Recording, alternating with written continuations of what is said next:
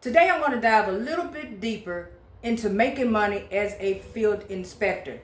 On the previous video, we talked clearly about the different levels of inspections you can do and how much each one will possibly pay you to get you to the level you probably want to be to make money as a field inspector. Today we're going to talk about actually how much you're working and how that will play a significant role into how much money you are making. So now when I first started doing field inspections, I worked part-time. And I didn't expect part-time work to actually be anything that was going to get me where I needed to be as an inspector. It was just mainly dipping my feet in the water to see if this was even legit, first of all, let alone if I could live off of it. It was just something for me to do to see exactly what is this thing they call field inspections, okay? So I did part-time. I worked a regular job. So for those of you who are new, who are wanting to be an inspector, but you're worried about you may not be able to have time to at least get started, yes, you can. And I can tell you that it did not feel anything like working a part-time job. It's totally different from working a full-time job, getting off, and then going to another job and clocking in and watching the hours and watching the time so that you can go home and just feeling like all of your time is dedicated to work. What this feels like is like you're just riding around when you probably really want to be at home with your feet kicked up, but you're riding around. The plus is, if you like people, and I do want to stress this, if you don't like people, this is not going to be the job or the avenue for you at all. You have to be able to communicate with people. You don't have to be an extrovert at all. But when you walk up somewhere and you're talking to someone, you have to be able to communicate. If you are able to do that, then this is a great opportunity to try to at least get started as a field inspector, because you can actually do it part-time. I did. I went to work. After my job was completely done, I headed out, because at that time I was working from home. I headed out of the house and I went straight out onto the field with my files already ready, and I did inspections, even the ones where I had to make appointments. And those worked well, especially for homes, because now you have to remember, on these home inspections where you are having to set appointments to go inside of these people's houses, a lot of these people have jobs too. So they're at work in the daytime, early hours too.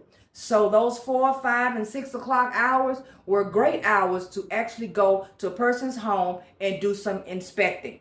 To go inside and do what you need to do, you still had daytime hours. And you already know that when summer hits, like it is now, and it gets dark late, you can add another 2 hours onto the end of that and still get plenty of inspections done. So if you're working part-time, all of this is going to depend, as far as the money is concerned, all of this is going to depend on how much work you're putting out.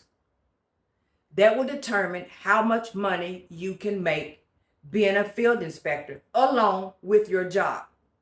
Because I was actually going out on Saturday mornings too. The ones that were the drive-bys, that's when I was hitting those. And I would hit the appointments during the weekday. So now, you can also go from that to full-time. Full-time means you don't have another job, because now your money's coming in enough and you're confident enough that you'll be okay and you're not stressing and worried, and you know you got this, and you can go out every day and be an inspector. And you don't have to work every day. You can work 3 days a week. You can work 4 days a week. You can work how many days you want to work, because it's your choice. But how many inspections you do as a full-time worker is going to determine how much money you are able to make. So now, how many days of the week are you willing to put forth that effort? Because some people don't mind working 6 days a week. Some people don't mind working all day, like a 9 to 5. Setting their appointments starting in the morning when daylight hit, 7 a.m. And setting appointments clean up until 5, 6 o'clock in the evening. And doing it every day of the week. Now let me tell you something. If you're doing that and you're doing contractor work, that's a lot of money to be making in a week. That's a lot of money. And I know because I was doing it. I was working around the clock on Saturday too. And don't even ask me how was I able to even put the paperwork in as far as the files are concerned. Because you new people need to understand that when you get through taking those pictures and asking those questions and filling out those forms, when you come home, you got to do something with it. So the next step, shall I say, is going to be to input it into the system for whatever company that sent you out to do those inspections. So now when you come in and start putting that in, time can slip up on you. And I don't want to get nobody worried, so let me make sure I straighten this out. When you first start doing the paperwork, of course, if you've never done it before, you may not know what you're doing. You know, some of these companies have these code words and all this stuff, and you're like, what is that? You don't know what it is, right? So that's when your research comes in. That's when, if you need help, you ask for help. Speaking of help, you guys already know I do mentorship. And I have 4 levels of mentorship. All of them are over on dmichelle.com. Go over there if that's what you feel like you're going to need. Sign up, and I'm there for you. So just throwing it out there, of course. It's there for you if you want it. You know, it's there. Okay, so now calculating your pay to make sure that you are making the money that you want to make. This is very important if you are planning on replacing a job, or if you don't have a job and you know you need one that is going to completely cover all of your bills and everything that you have going on. You have to make sure that you are making the right amount of money. And with that being said, of course, you can't make a company give you more work than they're already going to give you, right? That's just like if you were an electrician or something. This goes for all entrepreneurs. No matter what you're doing, you have to put yourself out there, right? And then once you do that, and 1 or 2 people probably call you, it's going to feel good at first. But if you don't make yourself available and make people know that you are there for the work, then after those 1 or 2 people, you may not have no customer for another month or so. It may be longer than that, because it can go dry unless you let people know that you exist. So the same thing goes for being a field inspector. You have to put yourself out there, and that means signing up for companies. So don't let that scare you when I say sign up for as many companies as you can, because there's a reason behind that. You sign up for as many companies as you can because a lot of them will contact you and say they have work and get you all signed up, and then it's crickets. There's no work coming in. So what they've actually just did was add you to their roster. So if they do have work in your area, I still have companies to this day that will just out of the blue contact me and ask me, am I available to go and do make sure I stress that. Am I available to do inspection? Not a few. And I'm like, who are these people? Who is this?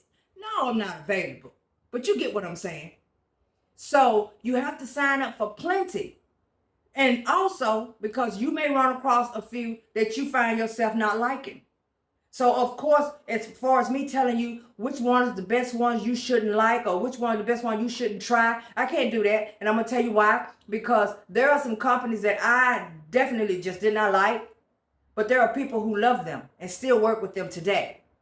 So everybody's experience with a company is not going to be your experience.